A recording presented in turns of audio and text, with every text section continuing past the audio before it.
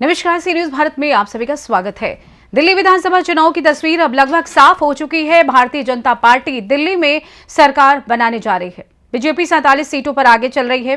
वहीं आम आदमी पार्टी 23 सीटों पर बढ़त बनाए हुए थी। वहीं कांग्रेस का खाता भी नहीं खुला। प्रधानमंत्री नरेंद्र मोदी ने सोशल मीडिया पर एक पोस्ट शेयर कर इस जीत के लिए दिल्ली वासियों का आभार जताया है। तो वहीं दूसरी तरफ विजयपुर में पूर्व मंत्री और सांसद गोविंदा करजोला की प्रतिक्रिया सामने आई। उन्होंने कहा कि भाजपा उपलब्धि की प्रगति को बनाए रख रही है। हम पहले नरेंद्र मोदी को बधाई देते हैं। केजरीवाल स्वतंत्रता के 75 साल में केजरीवाल नाम के एक व्यक्ति हैं। आम आदमी का गठन किया गया था और देश की चुनावी प्रणाली हिल गई थी। महान जिन्होंने झूठे आश्वासन से लोगों को धोखा दिया।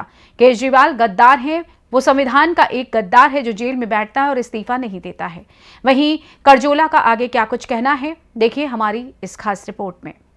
ನಾವು ಪಕ್ಷದ ವ್ಯವಸ್ಥೆ ಒಳಗಿದ್ದೀವಿ. ಪಕ್ಷ ನಮ್ಮೆಲ್ಲರಿಗೂ ತಾಯಿ ಸಮಾನ, ತಾಯಿ ಇದ್ದಾಗ ಪಕ್ಷದ ನಿರ್ಣಯಗಳೇ ನಮಗೆ ಅಂತಿಮ.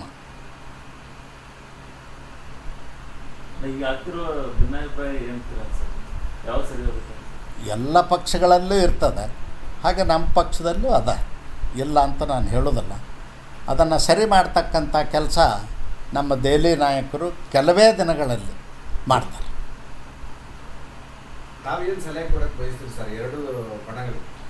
ನಾನೇನು ಸಲಹೆ ಕೊಡೋದಿಲ್ಲ, ಯಾಕಂದ್ರೆ ನಮ್ಮದೊಂದು ರಾಷ್ಟ್ರೀಯ ಪಕ್ಷ.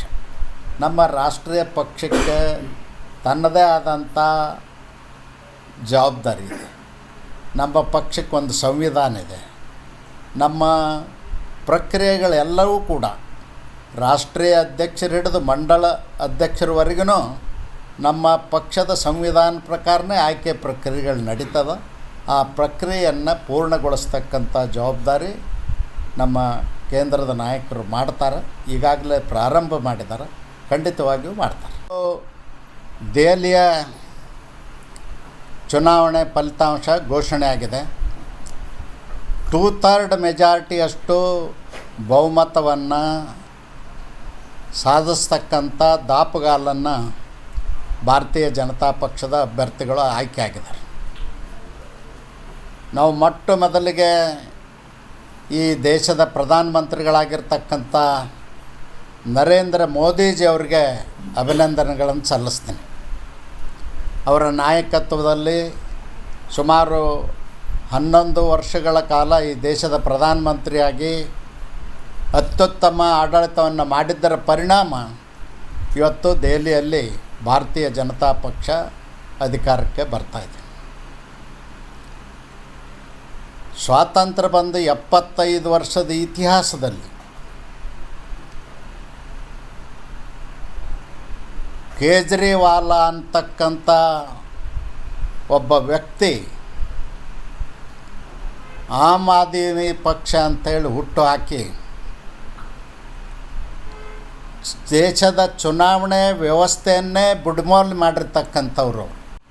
ಯೋಜನೆಗಳನ್ನು ಜಾರಿ ಮಾಡ್ತೀನಿ ಅಂಥೇಳಿ ಜನರ ಮನಸ್ಸನ್ನು ಕದ್ದಂಥ ಒಬ್ಬ ಮಹಾ ದ್ರೋಹಿಯವರು. ನಾನು ಯಾಕೆ ಆ ಶಬ್ದ ಬಳಸ್ತೀನಿ ಅಂದ್ರೆ, ದೇಶದ ಚುನಾವಣೆ ಭಾಳ ಪಾರದರ್ಶಕವಾಗಿ ವ್ಯವಸ್ಥಿತವಾಗಿ ನಡೆದು ಬಂದಂಥದ್ದನ್ನು ಅಧಿಕಾರದ ದುರಾಸೆಗಾಗಿ ಅವರು ನೀರು ಪುಕ್ಕಟ್ಟೆ ಕೊಡ್ತೀನಿ, ವಿದ್ಯುತ್ ಪುಕ್ಕಟ್ಟೆ ಕೊಡ್ತೀನಿ, ಬಸ್ ಪುಕ್ಕಟ್ಟೆ ಕೊಡ್ತೀನಿ, ಅಕ್ಕಿ ಕೊಡ್ತೀನಿ, ಬ್ಯಾಳೆ ಪುಕ್ಕಟ್ಟೆ ಕೊಡ್ತೀನಿ ಅಂಥೇಳಿ ಬಡವರ ಮನಸ್ಸನ್ನು ಕದ್ದಂಥವ್ರು. ಬಡವರಿಗೆ ಆಸೆ ಹಚ್ಚಿ ಓಟ್ ಪಡೆದು ದುರಾಡಳಿತವನ್ನು ಮಾಡಿ 10 ವರ್ಷದಲ್ಲಿ ಇಡೀ ಪ್ರಪಂಚದಲ್ಲಿ ಯಾವುದೇ ಸರ್ಕಾರ ಮಾಡದೇ ಇರುವಷ್ಟು ಭ್ರಷ್ಟಾಚಾರ ಮಾಡಿ ಜೈಲಿಗೆ ಹೋಗಿ ಜೈಲಲ್ಲಿದ್ದರೂ ಕೂಡ ಅವರು ರಾಜೀನಾಮೆ ಕೊಡಲಿಲ್ಲ.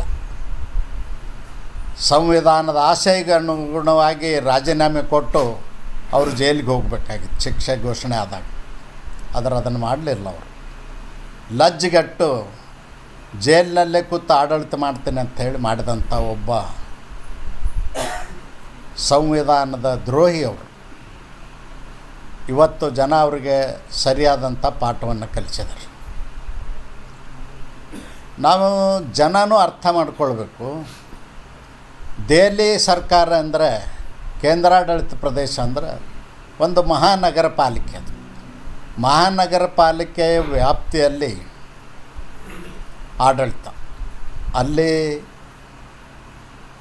ನೀರಾವರಿ ಯೋಜನೆಗಳಿರೋದಿಲ್ಲ, ವಿದ್ಯುತ್ ಯೋಜನೆಗಳಿರೋದಿಲ್ಲ, ಗ್ರಾಮೀಣ ಅಭಿವೃದ್ಧಿ ಪಂಚಾಯತ್ ರಾಜ್ಯ ವ್ಯವಸ್ಥೆ ಇರೋದಿಲ್ಲ.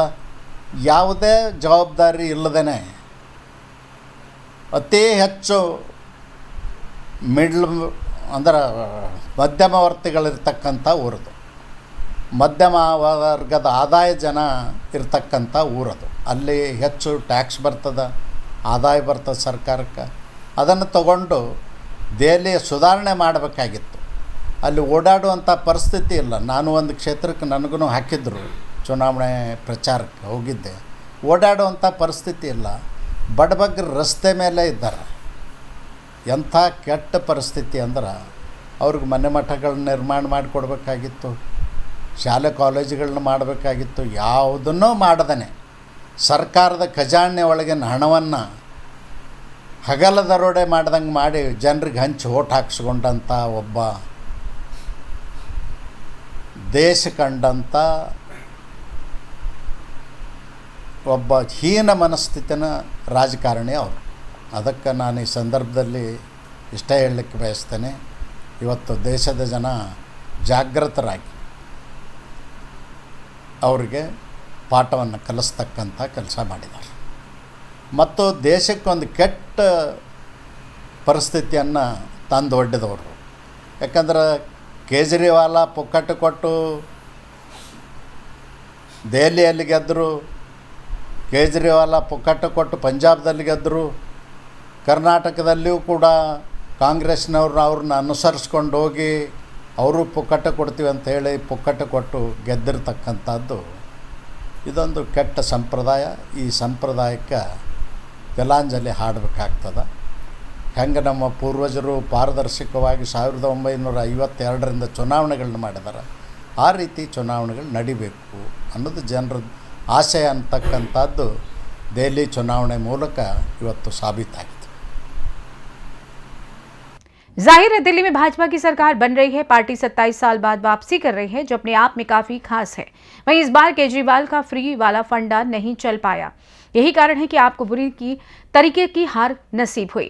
फिलहाल के लिए इस खास रिपोर्ट में बस इतना ही। देश दुनिया की तमाम बड़ी खबरों को जानने के लिए जुड़े रहिए सी न्यूज़ भारत के साथ। हर खबर आपके साथ, आपके हाथ।